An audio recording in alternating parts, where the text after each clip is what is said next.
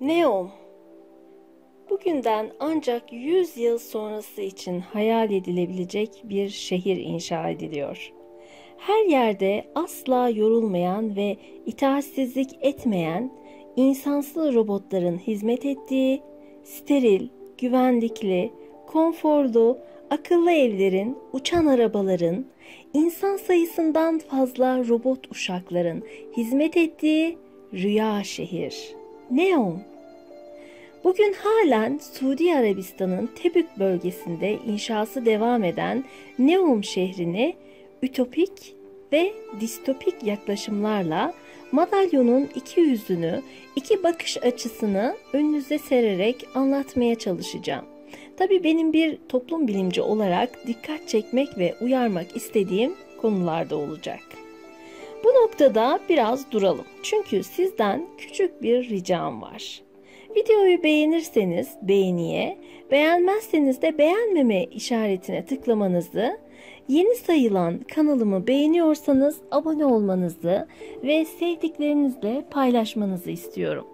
Sizin desteklerinizle yakında büyük bir aile olacağız ve ondan sonra inşallah daha fazla, daha sık sık ve çok sayıda haftalık videolar çekmeye çalışacağım. Çok sürprizli videoları karşınıza getirmeyi düşünüyorum inşallah. Şimdi tekrar konumuza dönecek olursak, Neom projesi çok büyük ve ihtişamlı bir şehir hayali projesi aslında. 3 kıtanın ortasında devasa bir proje. Bir dünya devleti kurmak isteseydiniz herhalde yerini tam olarak bu bölgede seçerdiniz. Bu devlet kadar büyük şehirde robotların sayısının insanları geçeceği söyleniyor. Düşünün, her yerde uçan arabalar, hiçbir iş yapmadan sadece kreatif teknolojilere ilham vererek burada vatandaşlık elde edebileceğiniz, tüm sağlık sorunlarınızın yeni ve gelişen teknolojiyle tamamen çözümlendiği, teknolojinin nimetlerini limitsiz kullanabileceğiniz, sadece rüzgar ve güneş enerjisiyle çalışan, petrolün ve onunla çalışan araçların gürültülerinin ve hava kirliliğinin olmadığı, her yerde emrinize amade robotların olduğu rüya gibi, cennet gibi bir şehir adeta. Prens Selman'ın söylediği gibi yeni Babil'i inşa ediyorlarmış. Üstelik iklimi, ayı, güneşi bile yapay olarak oluşturulmuş, her zaman asla aşırı sıcak olmayan güneşi, insan sağlığına en uygun oksijen ve nem oranıyla adeta dünyanın geri kalan tüm bölgelerinden arındırılmış, sadece kalifiye insanların yer alabildiği, yapay zeka ile yönetilen ve bir devletin kurallarının bile bulunmadığı bir şehir Neom. Ne kadar muhteşem değil mi? Öyle mi acaba? Gelin bir de madalyonun diğer yüzünden bakalım. Önce 2017 yılına gidelim.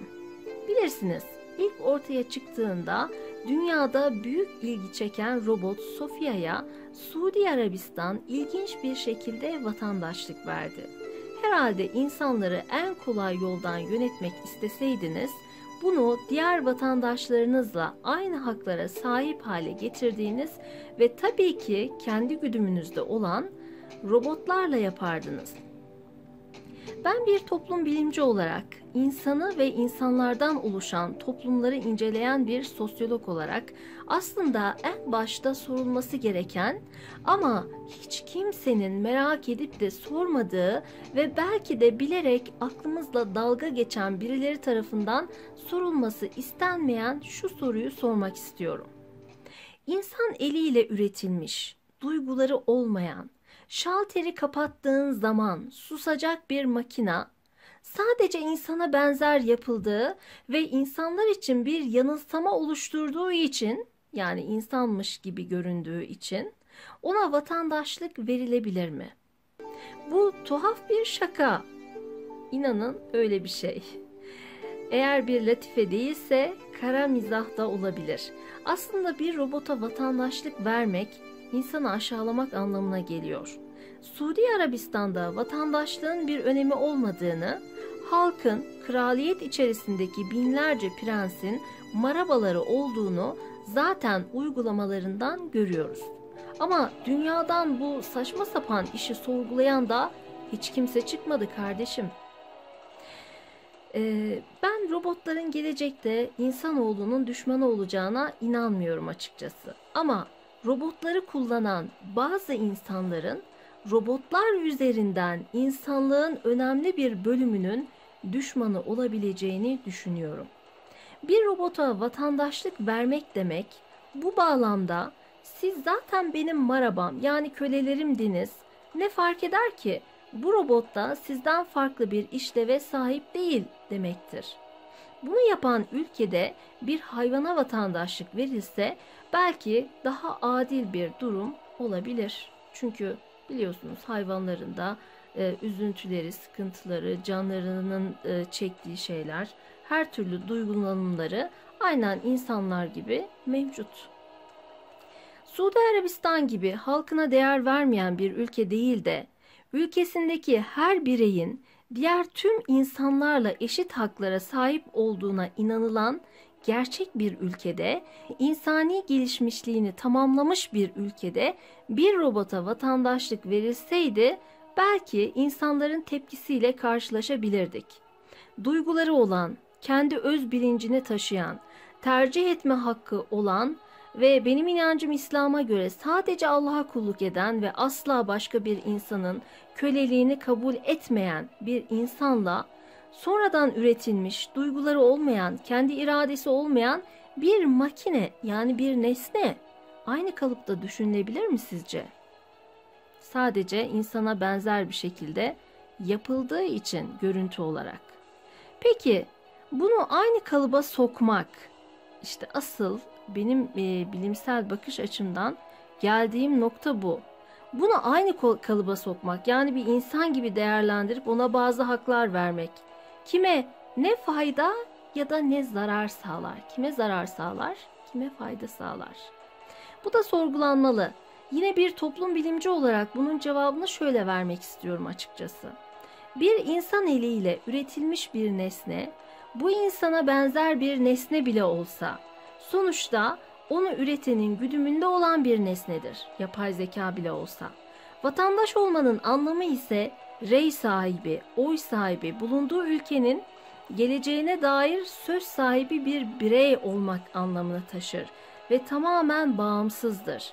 Başka bir insan tarafından üretilmiş ve onun güdümünde olan nesnelerin de oy sahibi olduğu bir ortamda, bu nesneler onu üreten güç sahiplerinin toplumda daha az maddi manevi güç sahibi insanlarla aynı haklara sahip, kuklalara sahip olmasına ve kendilerini üretenler lehine bu kuklaların tavır alarak gerçekten insan olanların haklarının ve tercihlerinin tamamen silinip neredeyse hiçbir anlam taşımayacağı bir dünyayı gelecekte inşa edecektir, inanın.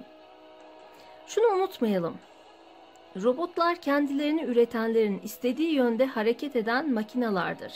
Yapay zekaları bile olsa o yapay zekayı üretenin güdümü dışında bir bilgiye sahip olamazlar.